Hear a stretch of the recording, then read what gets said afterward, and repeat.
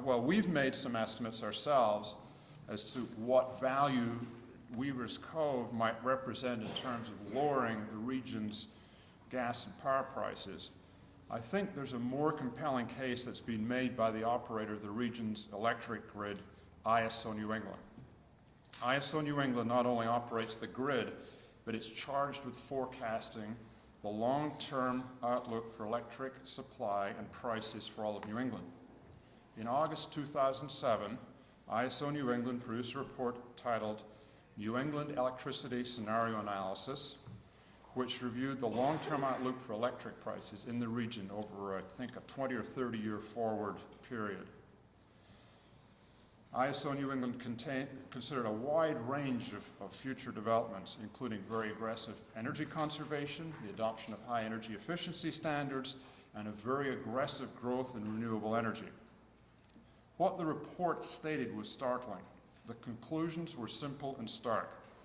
Across all the scenarios and sensitivity cases, gas-fired power plants tended to be among the last plants dispatched, the so-called marginal units, to serve typical daily loads in New England to meet demand. These plants set the wholesale electric clearing prices in most hours of the year, approximately 90% of the time. Now, in lay terms, what that means is that the price of electricity in New England is set by the price of natural gas. And that, in turn, wholesale price of electricity sets the prices that business, industry, government, and homeowners pay for their power. And the figures are fairly startling. And if we put up the next chart, this is taken right out of the ISO report, it shows the amount of money that ISO estimated that customers in New England would spend for electricity under each of the scenarios they studied. And the important ones are the two, number 2 and number 3 on the chart. Number 2 you will see is marked as low fuel prices, and the third set of columns is marked as high fuel prices.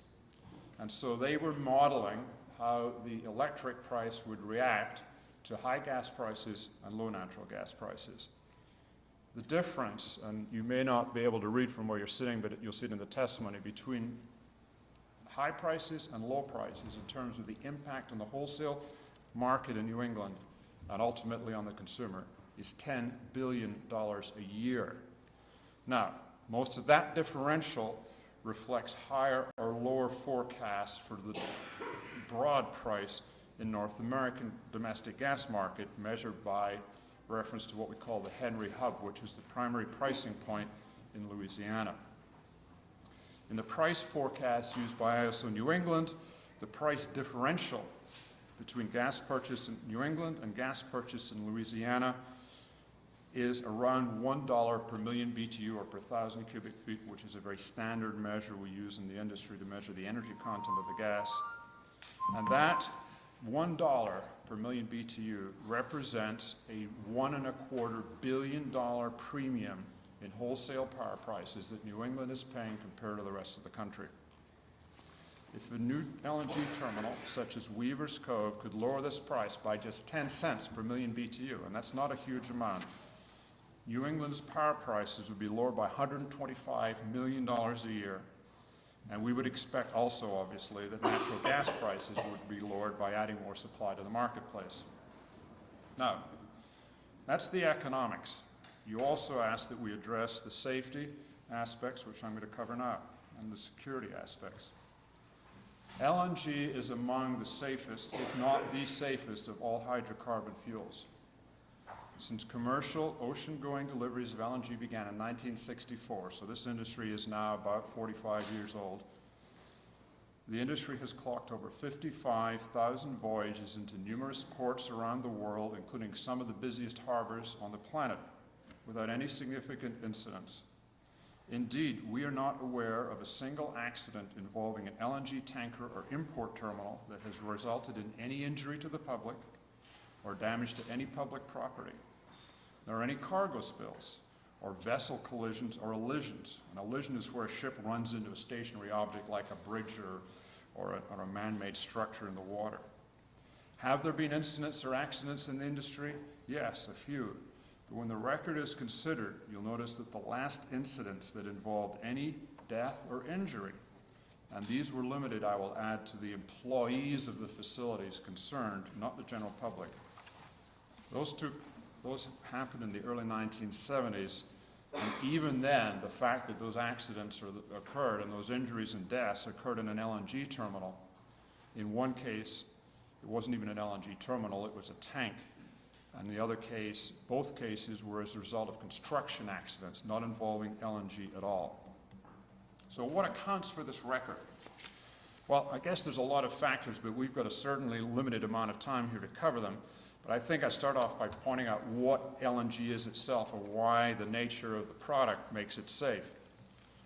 As a liquid, LNG is too concentrated and too cold to burn.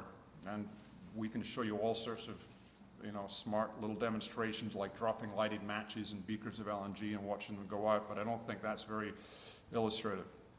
So in order for LNG to become flammable, it has to be spilled onto the ground or the water. It has to evaporate. Then it has to mix with air in a very narrow range. That is a mixture of the natural gas and air between 5 and 15% before it becomes flammable. The regulations which govern the design of terminals and ships do not assume that accidents will never happen. In fact, what they assume is what are called reasonable worst cases of incidents, whether accidental or deliberate. And then it requires the industry to deploy measures such as impoundments to capture spills, separation distances between the facilities and populated areas to essentially eliminate the risk to the public or reduce it to very low levels. LNG cannot explode, nor can natural gas unless it leaks into a confined space. Again, we employ measures to avoid this by deploying gas detectors to measure gas concentration in confined spaces and in the open areas too, by eliminating sources of ignition within the terminal and ventilating areas where gas could potentially be present and represent a threat to the employees of the plant. I'd also point to the very strict regulations enforced by countries which host these facilities. And in the United States, the regulations here are administered by the Federal Energy Regulatory Commission, or the FERC, the U.S. Department of Transportation, and the United States Coast Guard. LNG tankers are overseen by their flag states, that is the state where they're registered, country, but they are governed by the International Maritime Organization, the IMO, which is part of the United Nations, which has a gas carrier code which specifies the requirements for design and operation of LNG tankers on a global basis. LNG tankers are also subject to rigorous regulation and inspection by the U.S. Coast Guard when they plan to call in a U.S. port. The robustness of the facility's design also plays a role in the safety record. LNG tankers are double-hulled in order to create the rigidity necessary to support the LNG cargo tanks, which themselves, in turn, are double-layered and insulated within the ship's inner hull. The terminal has a storage tank, which is a nickel-steel inner tank, and it's surrounded by a reinforced concrete outer tank and a thick layer of insulation, 3 to 4 feet thick between the two tanks. These layers of protection and reinforcement make it hard to envision any scenario which involves an accidental or deliberate leak of LNG.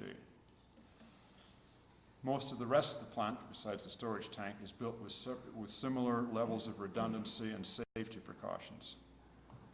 Then there is, frankly, the financial self-interest of the industry itself, because the investments we are making are so large. And in this case, the cost of an LNG tanker is somewhere in excess of $200 million. A terminal will cost anywhere from $500 to $1 billion, and billions for the associated upstream facilities in the export countries. We have an enormous stake in ensuring the safe and secure operation of these assets and these facilities. Yes, we are in a business to try and make a profit, but making a profit is very hard if we suffer from catastrophic accidents or simply operate in a fashion which causes the regulators to shut us down.